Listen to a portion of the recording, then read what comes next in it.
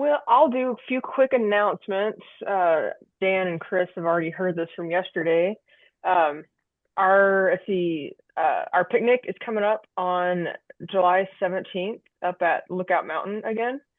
Um, you can go to our website, SBE48.org, to the monthly meeting page and find the registration there. We'll have famous Daves. We got some giveaways.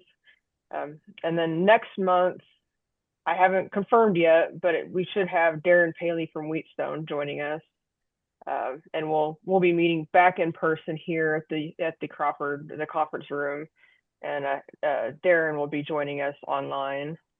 And then the SBE membership drive's going on through the end of this month.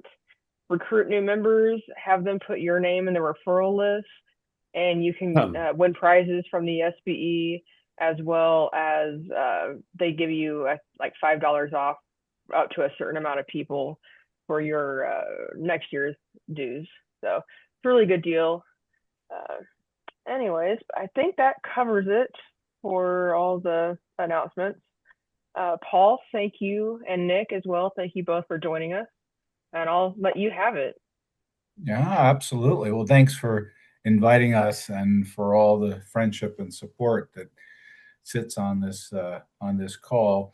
Nick and I are going to run through a bunch of slides, and then happy to try to take questions or just have a conversation about your own impressions of what's going on with these trends. So that said, I'm going to share my screen here. And can you see that? Yes, sir. Wonderful. Great.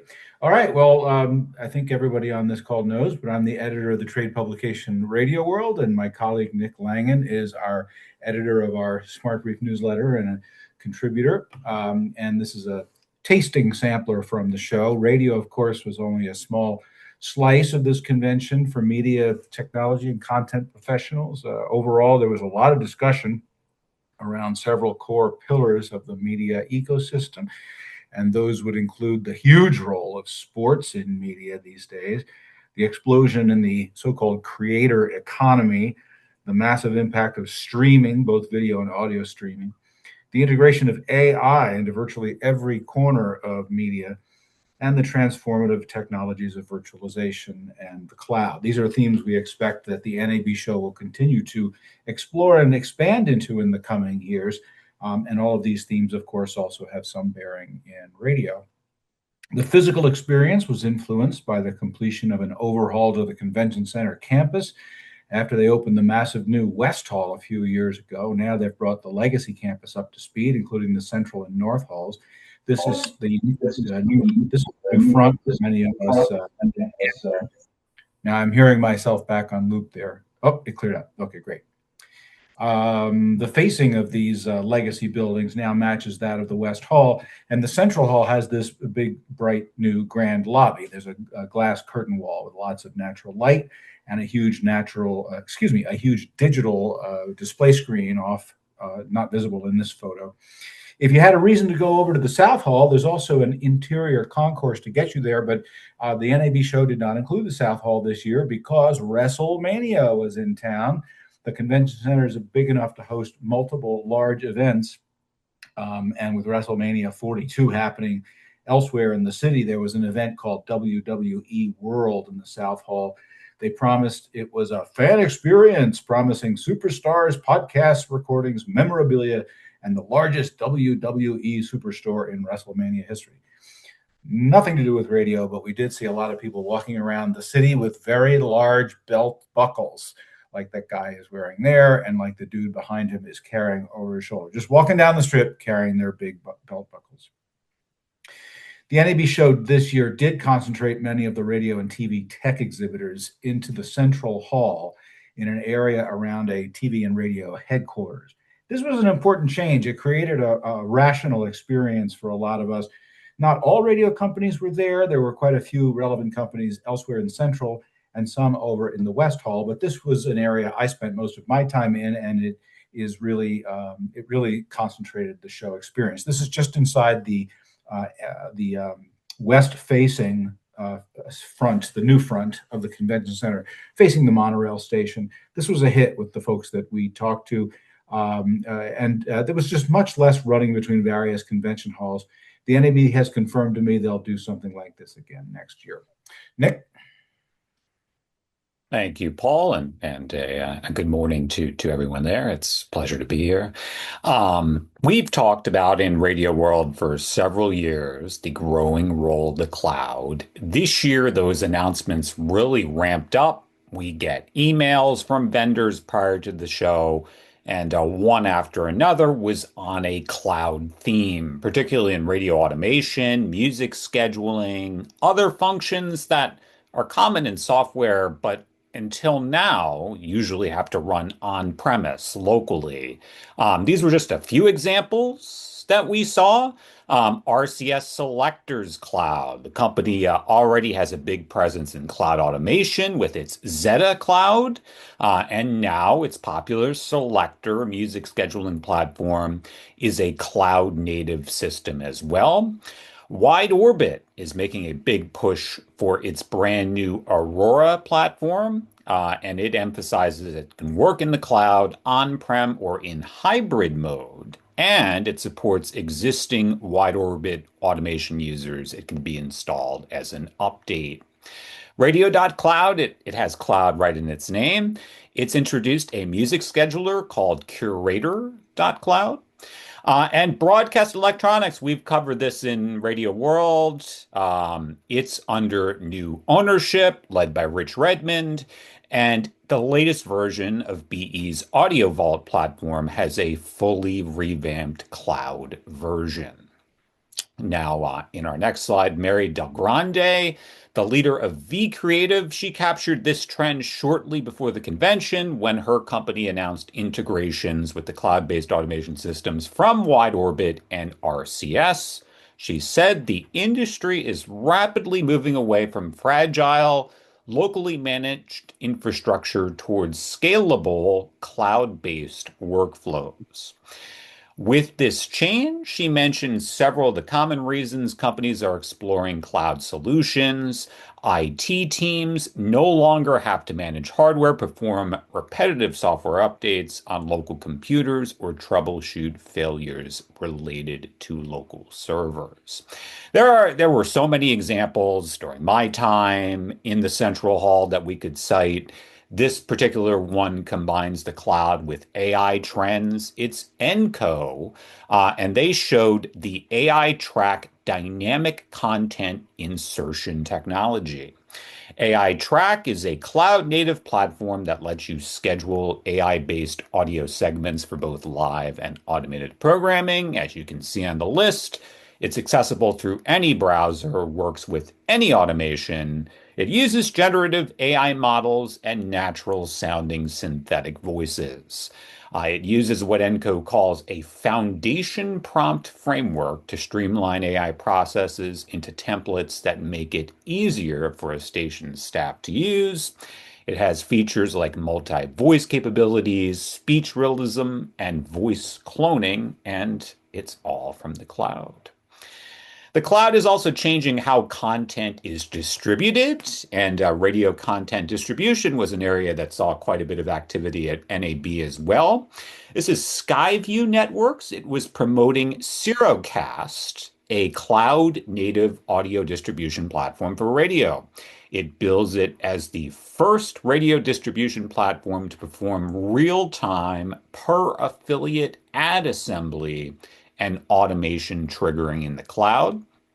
Now, Skyview said that with broadcasters consolidating infrastructure and moving their systems to the cloud, the traditional hardware that receives satellite feeds could become a burden. And we've covered this with the upper C-band now under threat from changes in federal spectrum policies. There is a need and a growing interest to migrate away from satellite to IP. Now, this system can work with endpoints, including cloud automation, IP codecs, purpose-built hardware, or virtual deployments.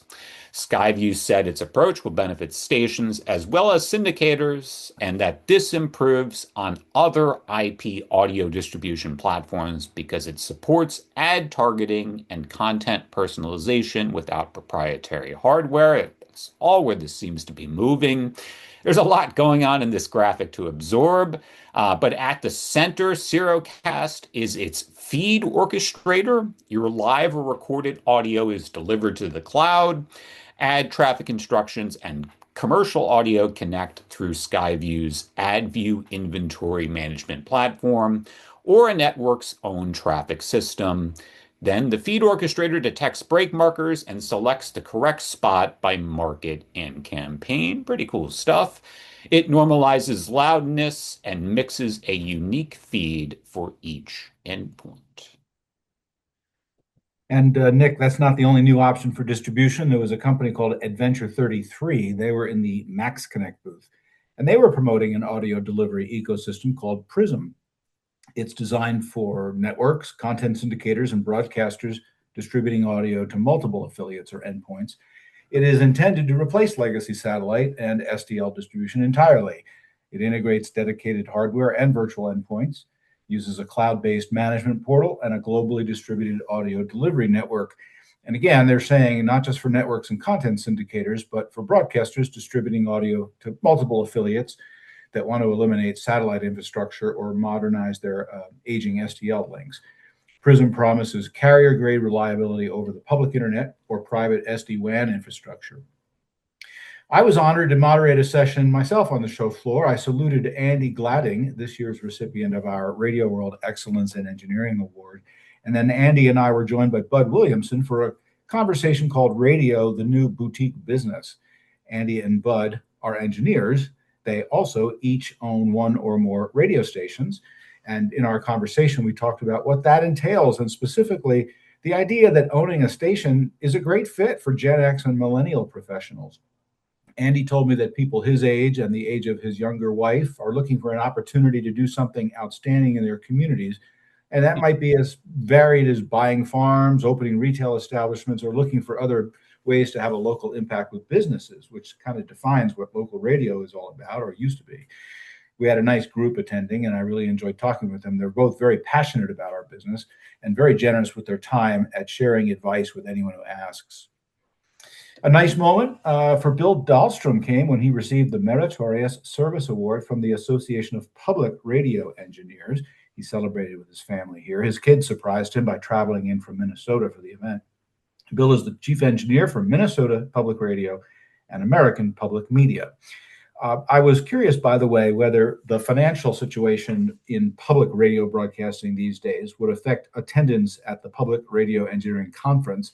So I checked in with them this week, and the president, Sky Hanley, told me that registration for the event was on the higher average, around 110 people.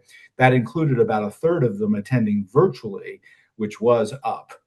In-person attendance, though, included a large number of first-timers, which was encouraging. And we do live in an age of distributed infrastructures now. They offer many benefits, but they can also bring operational risks into play that you might not have considered for your own personnel. And there was a panel in the Broadcast Engineering and IT conference led by Steve Schultes of New York Public Radio. It explored how broadcasters can modernize their approach to field safety and site security as operations become increasingly distributed. Steve noted that today's broadcast signals travel to our headquarters, transmitter sites, remote field production environments, rooftop positions, and shared infrastructure. Each of these locations introduces operational risk that often falls outside traditional security planning. We dug into this topic with Steve in the March 25th issue of Radio World, and the article is also posted on our website. We asked Steve to give us an example of best practices, and he told us that first, integrating real-time threat awareness into your field operations, which includes the use of threat intelligence aggregation and alerting platforms that provide situational awareness within defined geographic areas, allowing organizations to anticipate and respond to emerging risks affecting their personnel or sites.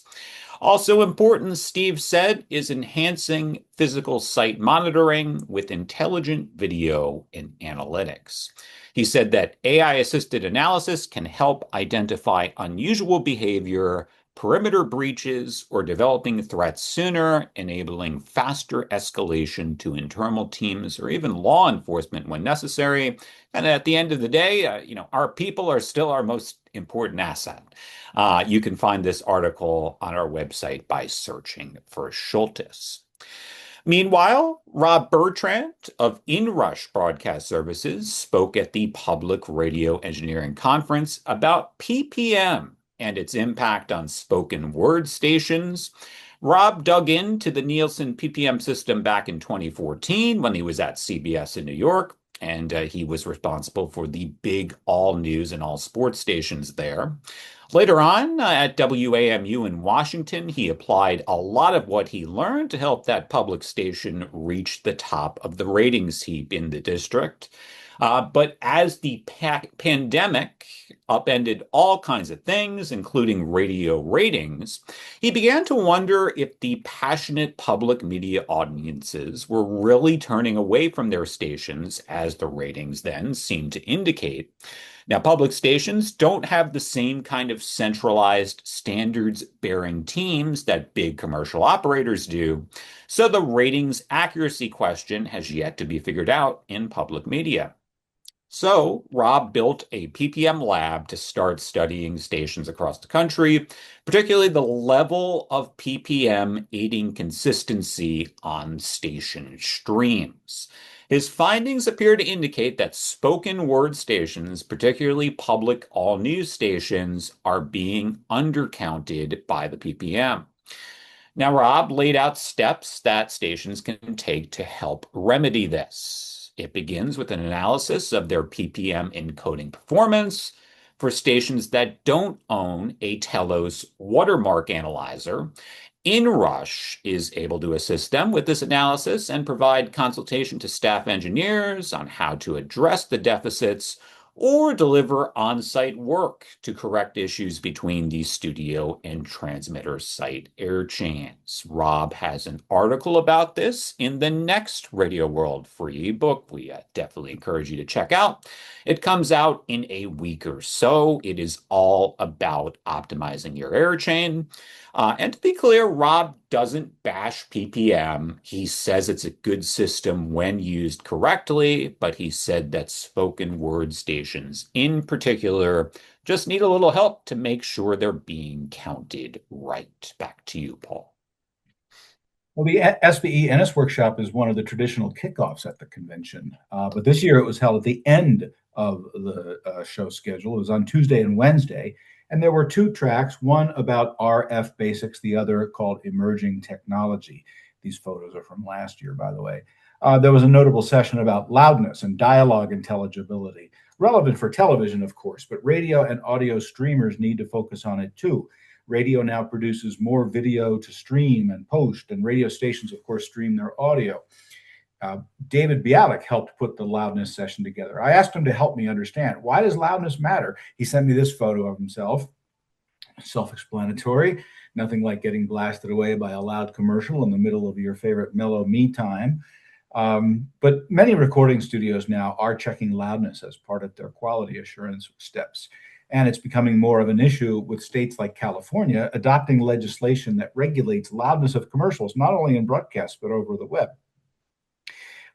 David also reminds me that I sold him those Cause headphones in another life years ago. It's probably 40 years since I was in a position to sell him equipment, so he's got a good memory. The SBE, I wondered if the SBE would keep the NS workshop at the end of the NAB convention. It does affect travel plans, especially for engineers who might want to attend something like the PREC, which is before the NAB, and then the NS at the end. They told me they don't want to put the workshop at the end of the convention again next year, but they haven't yet settled the details. Now, here's a familiar face. Another NS session that caught my eye was given by Dan Merwin, a longtime telecom veteran and contract broadcast engineer who talked at the show about the evolution of telecom circuits and links, which, of course, are so critical for today's broadcast and media facilities. He said that Starlink will continue to evolve and become more important, including probably eliminating the need for carrier-grade network address translation. He talked to us about space-based 5G and Amazon's Project Kuiper constellation and how they may change the game in terms of ubiquity and performance. And he talked about the use of SD-WAN technology, which is now quite mature and means that we have less need now for expensive private links like MPLS, Metro Ethernet, satellite delivery, and 950 SDLs. This busy image was intended to show that given the evolving options, it's a challenge to make decisions about which SD-WAN platform to purchase, not to mention which MSP or ISP. But Dan told me just the fact that you usually no longer need to have multi-year contracts with ISPs with huge termination fees is key. This is another example of a story that we ran as a convention preview, but that has a lot of good information from the session itself too. And you can, again, find that on our website by searching for telecom, or drop me a note, or you can talk to Dan directly since he's on this call. Nick?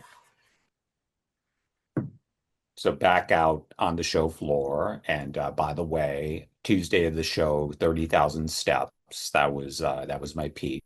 Although, as Paul mentioned, because everything was kind of centralized this year, the other days my step count wasn't as impressive as I was anticipating. Kintronic Labs had what it called a game-changing replacement for the Mica capacitors that are used in every tuning application. Now, AM stations use those capacitors in tuning networks and phaser cabinet designs, and typically these are the single most expensive part of an overall design. Kintronics had switched from primarily using Mica capacitors to primarily vacuum capacitors once Mica became too costly. But Nick Blomstrand has been working on a ceramic design in coordination with a consultant. He had a prototype in the Kintronic Labs booth. Vacuum caps are still the best overall design, so this is only intended to compete for more budget-friendly situations. It can go from 3.6 picofarads all the way up to 66 nanofarads, but he expects to cover the most widely used block capacities first.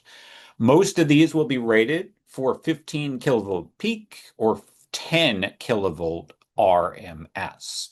These are small and they are temperature stable. They offer arc overprotection, so they should be less prone to damage from lightning strikes as Mica caps can be.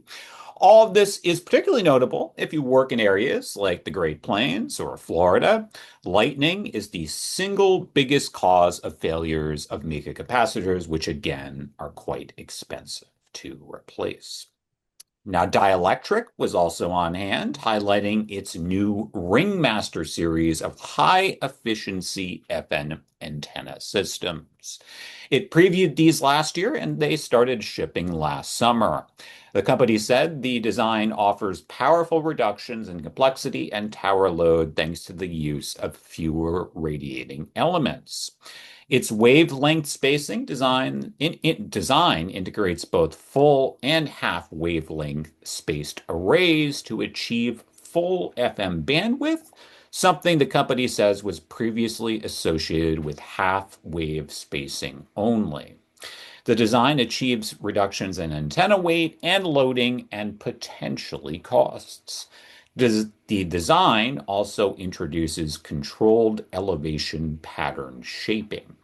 It's suitable for multi-station single antenna systems, and we featured a deployment at Farnsworth Peak for the Salt Lake stations, the 13 station system that runs through a manifold combiner there. Bonneville is using a Ringmaster antenna for that setup.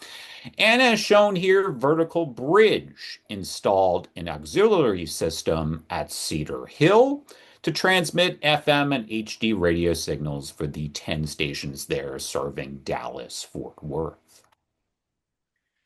Nick, Wheatstone, of course, has always got interesting stuff to talk about. They were at NAB with a new mixing platform called VMX. It serves as a mixing backend for multiple studios as well as utility mixers in a WheatNet network facility. Also new, the VML virtual broadcast console that can run on any browser via HTML5. You can use the VML to mix on a laptop or a tablet or right on your phone. Also new from Wheatstone are items to help protect against the possibility of a studio failure, like losing a network switch or mix engine during a broadcast. For Blade 4 I/O units in a WheatNet network, the company introduced hitless path redundancy. It features dual Ethernet ports with data continuously running over both. So if a path goes down, you automatically have backup. And for Blade 4 mix engines that run Wheatstone's LXE and Strata surfaces, the company now has an automatic failover option that uses dual mix engines synced in real time. Also on the floor, Tieline exhibited its new Gateway Nexus. It's a 32-channel, high-density AOIP codec that the company says provides deterministic, low-latency, multi-channel audio transport using dedicated, reliable hardware. This idea of high density seems to be growing in popularity. It can be deployed in hosted and data center environments, and it's positioned as a cost-effective alternative to virtualized codec and server-based systems. Over at Logitech, working with Max Connect, the company launched a hardware-based USB audio interface. This is designed to simplify how companies connect to Livewire AOIP networks. It costs $699, and as you can see there, it can fit in your palm. It supports up to 4 stereo ins and 10 stereo outs, along with integrated GPIO and logic control. It's called the Jetpack. It provides a direct bridge between standard USB audio and Livewire environments without the need for dedicated software drivers or additional licensing. The configuration is stored in the device, so it can move between systems while retaining its channel mapping and its logic. It combines the ease of plug-and-play USB sound and the security of a physical hardware buffer, minimizing direct network exposure from host computers. Or as the company puts it, Jetpack puts concerns about network security to rest by fencing in Livewire. Some developments would be called incremental, but are still interesting. 2W.com showed a new capability for its MPX2C codec. It now allows broadcasters to combine an HD radio E2X signal from any exporter with an analog or digital MPX signal into one synchronized stream. Instead of managing separate signal paths, HD and FM here are transported together, and they arrive at the transmitter fully aligned. During the show, 2W.com demonstrated this by creating a real-world setup. A combined FM and HD stream was sent from Germany to California, more than 5,000 miles, to show that the signals remain synced with SFN-level precision and no audible diversity delay. And part of the fun at the NAB, of course, is to see what new on-air processors are out. From Telos Alliance comes Omnia's new flagship box for the FM, HD, and DAB markets. This is the Omnia 12, written with the Roman numerals. It's a 2-rack unit form factor, and it includes a 5-band AGC compressor section, 6-band limiter, smart EQ, Omnia's popular bass management. It comes with RDS, as well as loudness and power meters, along with tons of analog, digital, and AOIP input and output. The top-end cost for a box like this these days is $99.95, just short of $10,000. And because this is a Frank Foti box, it comes with a notable clipper named after a character from the Godfather novels, and his name was Clemenza. Frank's cat is named Clemenza, apparently. Omnia calls this Frank's cleanest and most musical final clipper. If you want clean audio these days, you got to get clipped by Clemenza. This next item is really kind of offbeat, but I wanted to share it. This is the OBSBot Tiny 3. This is a little tiny AI-powered camera, a spatial audio 4K PTZ webcam. You could use it in radio, podcasting, hybrid content creation. It does some amazing stuff. It promises professional grade video and audio quality in this tiny little form factor. It's only around $200, and you can buy it on Amazon. It has a 3 microphone array with AI-based noise reduction. It has all kinds of nifty features. It's got a voice locator system that combines microphone beamforming with AI tracking. The camera will detect the direction of an active speaker and automatically rotate toward the sound source and then transition to visual tracking. And it's also great for emerging formats where you might want to, for instance, create an avatar of yourself, and it will actually track you without you having to wear equipment. It's definitely a tool for our times. Lots of coolness. They've got great videos on their website showing how you might use it. And again, you can buy it on Amazon. That is one of the neat things about walking around NAB and then trying to determine how would this be used maybe for your station. And obviously with so much about video for radio now, you could obviously see it with a camera like that. Another subject Radio World has written quite a bit about, as it's been discussed. What would virtualized EAS look like? Sage Alerting Systems offered a demo at the Orban booth. It featured a transmission chain with a pair of Optimod processors with analog FM plus HD feeds, HD1, HD2, HD3, and HD4, feeding an exporter and exciter into a dummy load, feeding an importer-exporter, I should say, into a dummy load. The Sage technology uses EAS software that was hosted for the demo on a tiny industrial PC that you could hold in your hand. That's Harold Price from Sage holding the PC. Now, were this to be commercialized, that functionality could be built right into a transmitter or other part of the existing air chain. Such technology is not yet approved for deployment by the FCC, but it would provide an easy way to integrate EAS alerts into the audio chain without extra hardware and wiring. If you've been following our coverage over the past couple of years, you know that some of the people involved in emergency alerting in radio feel very strongly that this needs to happen. All I can say is we will follow those developments for you. And for a good flavor of the new products at the show, watch for our June 3rd issue. We named 23 recipients of our Best of Show award. Shown in this photo are the folks at WorldCast Systems. They introduced a new version of their monitoring solution designed with US broadcasters in mind. It addresses the growing complexity of hybrid FM and HD radio broadcasting. They call it the FM HD Probe. Now, it provides simultaneous monitoring of FM, RDS, and HD radio channels, including HD1, HD2, and HD3. It tracks signal presence, audio levels, and metadata integrity while ensuring synchronization between broadcast paths. And that metadata, definitely a theme. You already know from our previous talks how much information a station can get from the dashboard for the DTS AutoStage system. The portal measures and analyzes listening behavior in 9 million vehicles in the US, in 300 markets now.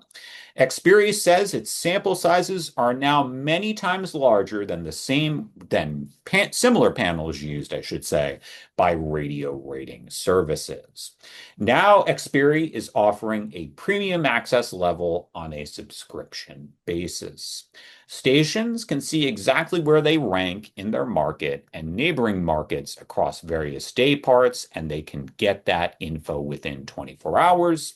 This includes metrics like station market share percentage, CUME, average time spent listening, and top 100 music charts. You can also drill down into a station's data for various parts of the day across the past week, month, and quarter.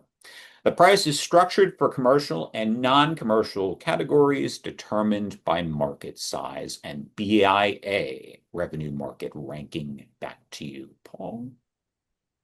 As we near the end of our presentation, I like to share slides, as you may recall, from the annual tech survey that's run by Jacobs Media Consulting. If you're interested in the shifting way that people listen to radio, it's great. Dig into that on the Jacobs website. The findings are free. But one chart that really grabbed my attention was this one. The time's clearly coming when more listeners will access their favorite stations via digital platforms rather than traditional broadcast signals. The survey indicates the gap is closing quickly, even among the devoted radio listeners who make up the survey. Jacob asked respondents what percentage of time they spent in a typical week listening via broadcast versus via digital platforms. That could be computers, mobile, smart speakers, podcasts, even smart TV. The results reveal this dramatic trend line. 54% of respondents consistently listened to regular radio, 44% on digital. And those lines are converging. They're likely to cross in several years if things continue in this direction. I've also given a lot of attention to annual reports about car dashboards from Q over the last couple of years. But I bring it up again. It really is important. The company has issued its third in-vehicle visuals report. And a key finding this year is that screens are everywhere inside cars. They're not just in the center stack, but they're also directly in front of the driver, next to the speedometer. They're in front of the passenger. They're in the back seats, as you see in this Hyundai Genesis. And, the message for radio is clear. We need to be more visual. Q found that 68% of the top 100 top selling new models in America now have multiple screens, not just one, but multiple screens. This slide has more takeaways from its survey. Briefly, number one, as I said, screens are everywhere. Number two, infotainment systems are now more familiar and intuitive. Pretty much anyone can figure out how to use them. But while AM and FM is still in every one, all 100 of those top selling vehicles, it's increasingly harder to find within those systems. Steve Newberry of Q says the lesson is that the challenge is not radio being available, it's radio being discoverable. Number four, that means that it's important to earn the last touch. We talked about this last year, the importance of radio being what the driver is listening to when they turn the car off, so it's there when they come back. Number five, HD radio may seem familiar to many by now, but the percentage of the top selling cars carrying it continues to grow. And finally, while Apple CarPlay and Android Auto are holding steady, Sirius XM lost a little bit of ground. Well, I share a little bit more of this. I just find the Q study very insightful. So a few more findings here. Among the top 100 selling cars in the United States, almost 3/4 now have HD radio. That's the third line there. The right column, 74%, I circled it. But as an aside, General Motors, in fact, has largely stopped putting HD radio in its cars. This is something NAB is well aware of. David Layer of NAB talked about it at the show, and he feels that's a worrisome trend. Even more arguments, he says, for radio to adopt HD radio because of its visual capabilities. Back on the chart, about a quarter of the vehicles now have DTS auto stage. That's all the way down at the bottom row, far right. You can see that the numbers are increasing quickly. Sirius XM, which is the fourth row, actually has seen a dip in how many of the top sellers have satellite, while Android Auto and Apple CarPlay continue to be well supported. But it's an area to keep an eye on because built-in streaming apps are continuing to grow quickly. So back to you, Nick. Expanding on this theme that screens are becoming even a greater fixture of in-car radio listening, Joe Marshall and Alan Jurison of Q gave a tech talk during the BEIT on engineering best practices for in-dash visual platforms. Of all the car models Q surveyed, again, 70% can display images. Conversely, fewer than 10% retain a physical radio button. They said that in-dash visual presentation is a baseline requirement for discoverability and competitiveness in the car, They outlined a platform agnostic metadata principle. Broadcasters must maintain a correct station record and deliver accurate, timely, dynamic metadata at scale. They encouraged broadcasters to enroll through the DTS AutoStage platform, but ensure that metadata delivered through RDS and HD radio remains entirely consistent across dashboards. You can see an example here, a station on the left, not enrolled in DTS AutoStage versus one that is, and on the listener end of things, that could cause confusion. And so they warned that the cost of inaction is high, leading to inconsistent branding across various OEMs, weaker station selection outcomes, missed revenue, and lost visibility into those performance metrics that we mentioned. Then also at the show, there was a Capitol Hill presence. Two of the three FCC commissioners were there, though we didn't see much in the way of culture war fireworks. We didn't get to see Chairman Carr, but his Republican colleague, Olivia Trusty. She gave a talk titled Finding the Angel of Public Interest. Trustees said that because broadcasters have accepted public interest responsibilities as part of their licenses, they occupy a unique place in the media ecosystem. That makes it critical for the FCC to ensure that broadcasters not only survive in today's competitive environment, but thrive. And I had the opportunity to report on a panel hosted by the only Democrat on the FCC, Commissioner Ana Gomez. She moderated a discussion on the government's role in ensuring that news outlets avoid bias, whether real or perceived. The interesting discussion included the controversial practice of so-called jawboning by regulators, which has been in the news, with Chairman Carr in the spotlight for his many public comments about content decisions. Carr says he's simply doing his job and holding broadcasters accountable. His critics say it's nothing more than government using its power to repress the opinions it doesn't like. And what about attendance? To a certain extent, the attendance numbers mean less and less to us in radio these days. This show is so big and covers so many other areas that it's hard to gauge how many actual broadcasters or engineers come. But, of course, the overall health of the show does have implications for everyone in the broadcast ecosystem. NAB reported that it drew 58,000 registered attendees, up slightly from last year.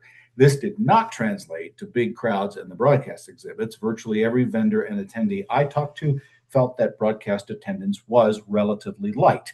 Some attributed that to industry cost cutting. Others said international attendance was down due to the war situation and international politics. NAB said it still had 22% from outside the United States. But as I told you earlier, vendors loved having the broadcast companies clustered in Central Hall. And even though traffic in the area didn't feel heavy, the companies I talked to also seemed very pleased with the quality of the conversations they were having. So I think these days it's all about expectations for events in general in 2026. And it reminds us that what counts is making the right connections. So a few other things that I'm watching for that we won't go into in depth here. The FCC certainly appears poised to eliminate local radio ownership caps, possibly this year, which could lead to more consolidation in American radio. The financial health of large commercial U.S. radio groups is always part of the backdrop to these conversations, thanks to their debt burdens, financial losses, and Chapter 11 reorganizations. There's a whole conversation about the implications of this, but these factors certainly come into play in terms of engineering employment and infrastructure streamlining. And just this month, iHeartMedia announced that it plans more cost cutting in the next 6 months, including in its headcount, because specifically it cited technology and AI implementations that mean that it can cut costs there. Also of interest will be how public radio navigates its future without federal funding. That's one of the big stories of the next couple of years, as is radio's overall efforts to expand digital revenue and platforms. I've also come to realize that directors of engineering today need to be real estate experts. More and more of them tell me that on the RF side, fewer companies own their towers. The cost of leasing antennas has gone up. The cost of tower space keeps escalating. And with their bosses pressing them to find cost savings, lease negotiations with tower owners get more intense, and pressure builds to find facility moves or opportunities for creative transmission combining. Meanwhile, on the studio side, I don't have to tell you guys, radio groups continue to downsize their physical footprints. More and more, I hear the phrase, our local studio now is just a sales office, or even the company is reviewing every market lease and we're discontinuing some of them. All of this, of course, means that we have more distributed workflows. And we've been talking about this with major market stations even today being run from a network operating center that might be hundreds of miles away. All of these are trends that we continue to cover in Radio World. And a word of congratulations to Burt Goldman. He received the NAB's Radio Engineering Achievement Award. Many of us know Burt for his work at companies like ABC Disney, Nationwide, Patterson, and Shamrock. More recently, he has his own consulting business, and he's played a big role with Geo Broadcast Solutions, their max casting and zone casting technologies. He's nationally respected as an expert in AM and FM spectrum analysis, his expertise in FCC rules and FM boosters and translators. So congratulations to him. And with that, we say thank you for having us. Happy to take some questions here, but really enjoyed the show, and we always enjoy connecting with our friends in Denver.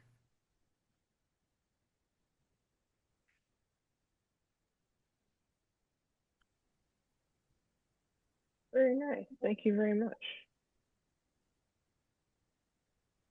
Anybody have anything?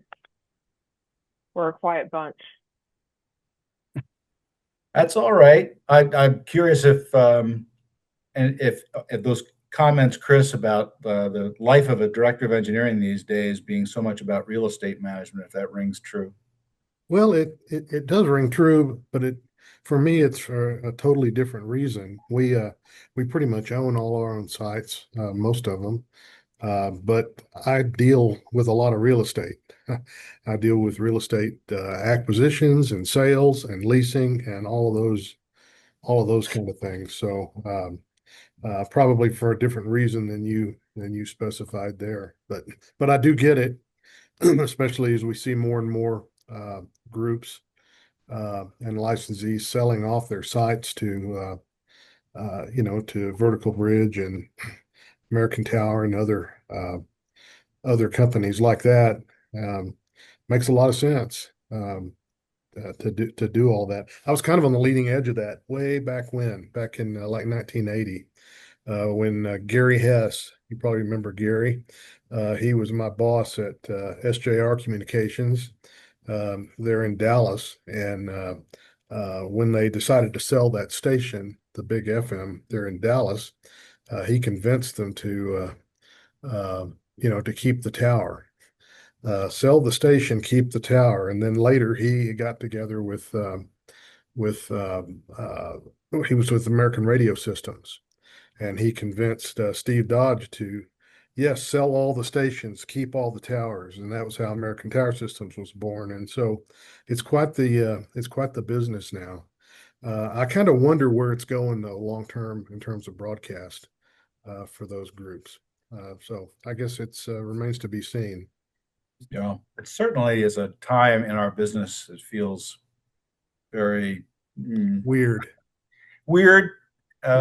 uncertain, Yeah. Unstable.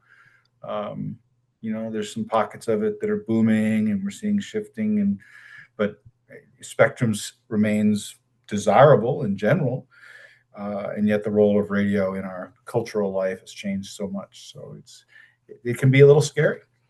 It can be a lot scary, to tell you the truth. I was at our last in-person meeting, I was visiting with another local or regional guy here in town. And this is a guy he's like the old woman that lived in the shoe, had so many kids, he didn't know what to do. They're all adult kids. A lot of them are in their 30s now. And he said not a single one of them listens to over-the-air broadcast radio. They're not even familiar with it. And it's what their dad does for a living, And that's probably true of people in Amanda's age group too. She's a little older than that, but I think isn't that kind of true with you, Amanda, and some of your friends? Oh yeah, I mean, I even with me, I don't listen to as much over the air as I used to. Personally, Yep. I'm 100% loyal. Well, it's funny. I guess it's a sign that I work in the business. But whenever I'm listening, I might tune in on my phone, and I'll put it over to my Bluetooth speaker that I've got in my room so that I can listen. I'm listening to a radio station in my market, but I'm doing it on this, and I'm thinking to myself, am I being loyal to radio right now, or am I cheating? We're going to deal with some of that in the local oscillator here next month, so you'll get to read about some of that. But yeah, the streams, they are our signal. Yeah, we need to pay just as attention to those important, things. if It's not not more an so. also ran thing. That's right. That's right. I really believe it. And by the way, congratulations on keeping the quality of the oscillator up. You've done an amazing job with that over the years. Well, thanks.